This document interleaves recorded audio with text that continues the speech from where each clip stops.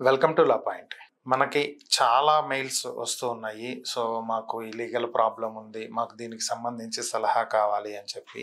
So, ఇక్కడ problem ఏమైంది అంటే, మన లా పాయింట్‌కి వర్క్ చేసేటువంటి లాయర్‌లందరూ గూడా చాలా బిజీగా ఉన్నటువంటి కారణంగా, ఎప్పటికప్పుడు మేము మీకు ఈ సమాచారాన్ని అందించలేకపోతున్నాము. ఈ కారణంతోటే లాయర్‌లతోటి మీ సమస్యలను చర్చించి, వాటికి సంబంధించినటువంటి సమాధానాలు వాళ్ళేం చెప్పారు అనేది మీ ముందు ఉంచబోతున్నాము. నేనైతే లాయర్‌ని కాదండి. మీకు ఏ విధమైనటువంటి లీగల్ ఎయిడ్ న్యాయ సలహా అనేది మేము ఇవ్వట్లేదు.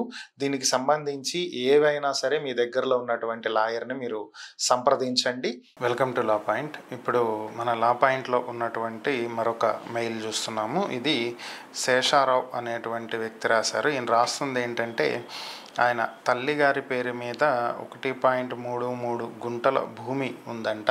సో, దీంట్లో కొంతమంది ఎస్టీ వర్గానికి చెందినటువంటి వ్యక్తులు ఇళ్ళు కట్టుకోవటం జరిగిందంట. అంటే దీన్ని ఆక్రమించారు అనేది ఆయన రాస్తున్నటువంటి అంశం. దీనికి సంబంధించి కలెక్టర్, ఎంఆర్ఓ, ఆర్డీఓ దగ్గర సర్వే చేయమని చెప్పి 2 సార్లు అప్లికేషన్ పెట్టుకున్నారంట. అయితే సర్వేయర్ భూమి దగ్గరికి రావటం, సగం సర్వే అయిన తర్వాత ఏదో ఒక కారణం చేత సర్వే మధ్యలో ఆపేయటం ఇలా జరుగుతూ ఉందంట. అయితే దీనికి సంబంధించిన సర్వే రిపోర్ట్ కూడా ఇవ్వలేదు. అడిగితే మళ్ళీ సర్వే చేయాలంటున్నారు. ఇప్పుడు ఏం చేయాలి?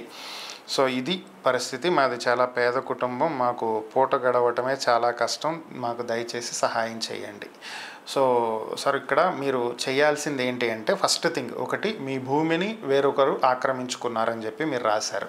ఇది ప్రభుత్వం మీకు డీ పట్టాగా ఇచ్చినటువంటి భూమా, లేదంటే మీ సొంత భూమా, లేదా మీ అనువంశికంగా అంటే మీ తండ్రి వాళ్ళ తండ్రి మీ తాత ముత్తాతల నుంచి మీకు వస్తున్నటువంటి భూమా, అదే మీ అమ్మగారి తరపున కావచ్చు, లేదంటే మీ అమ్మగారి నాన్నగారు, వారి నాన్నగారు.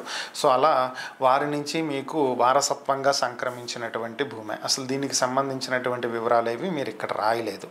సో, ఫస్ట్ ఇది ఒకటి తెలుసుకోవాల్సినటువంటి అంశం. ఇక రెండవది ఏంటి అంటే, ఆక్రమించినటువంటి వాళ్ళు ఇళ్ళు కట్టుకున్నారని చెప్పి మీరు రాయటం జరిగింది. ఇది ఏ వర్గానికి చెందినటువంటి వారైనా, ఇది నేను ఎందుకు మెన్షన్ చేస్తున్నాను అంటే, మీరు పర్టికులర్గా ఎస్టీ వర్గానికి చెందినటువంటి వారు ఆక్రమించారని చెప్పి మీరు రాశారు. సో, ఇక్కడ ఆక్రమించినటువంటి వ్యక్తి ఓసీనా, బీసీనా, ఎస్సీనా, ఎస్టీనా అనేది ఇక్కడ మ్యాటర్ కాదండి. సో, ఒక ప్రైవేట్ భూమిని, మీకు సంబంధించినటువంటి మీ సొంత భూమిని, మీ దగ్గర దానికి సంబంధించినటువంటి దస్తావేజులు ఒరిజినల్ మీ దగ్గర ఉన్నట్లయితే, మీ భూమిని ఎవరైనా సరే ఆక్రమిస్తే వారు ఏ వర్గానికి చెందినటువంటి వారైనా చట్ట ప్రకారం శిక్షార్హులే. నెక్స్ట్, మీరు రాజకీయ ప్రోద్బలంతో సర్వే జరగకుండా ఆపుతున్నారని చెప్పి మీరు రాశారు. ఇక్కడ మీరు చేయాల్సింది ఏంటంటే, ఇప్పుడు నెక్స్ట్ మీరు 2 సార్లు సర్వే చేయమని చెప్పి అప్లికేషన్ పెట్టుకున్నానని చెప్పారు. దీనికి సంబంధించినటువంటి వివరాలన్నింటినీ కూడా మీరు ఆర్టీఐ ద్వారా గవర్నమెంట్ నుంచి తెప్పించుకోవచ్చండి. రైట్ టు ఇన్ఫర్మేషన్ యాక్ట్ అంటాం.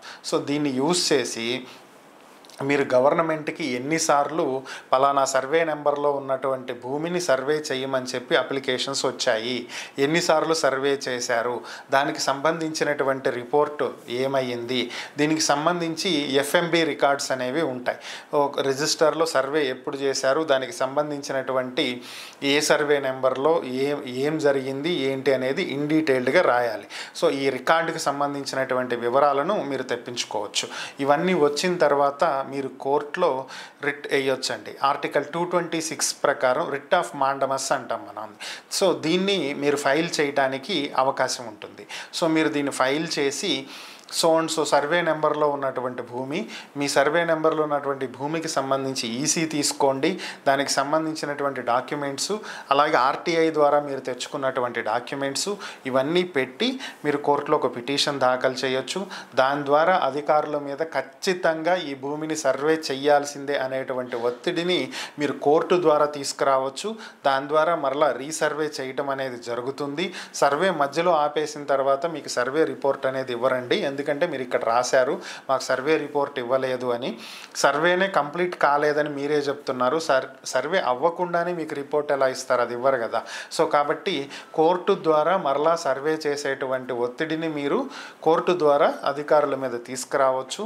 ఒకవేళ అధికారుల్లో ప్రాబ్లం లేదు అనుకుంటే మీరు మీ దగ్గరలో ఉన్నటువంటి ఎంఆర్ఓ ఆర్డీఓ కార్యాలయంలో మీ ఒరిజినల్ డాక్యుమెంట్స్కి సంబంధించినటువంటి జిరాక్స్లు ఈసీ జిరాక్స్లు ఇవన్నీ కూడా ఒరిజినల్స్ వాళ్ళ చేతికి ఇవ్వకండి. డాక్యుమెంట్స్ ఇచ్చి మరొకసారి సర్వే చేయమని చెప్పి అప్లికేషన్ పెట్టండి. ఒకవేళ అధికారులతో మీకు పని అవ్వట్లేదు అంటే నేరుగా మీరు కోర్టును అప్రోచ్ అవ్వచ్చు. మీకు దగ్గరలో ఉన్నటువంటి మంచి లాయర్తో మాట్లాడి మీ సమస్యను వారి దృష్టికి తీసుకువెళ్తే దాన్ని ఎలా చెయ్యాలి ఏంటి అనేది వారు చెప్తారు. దాని ప్రకారం మీరు ప్రొసీడ్ అవ్వండి.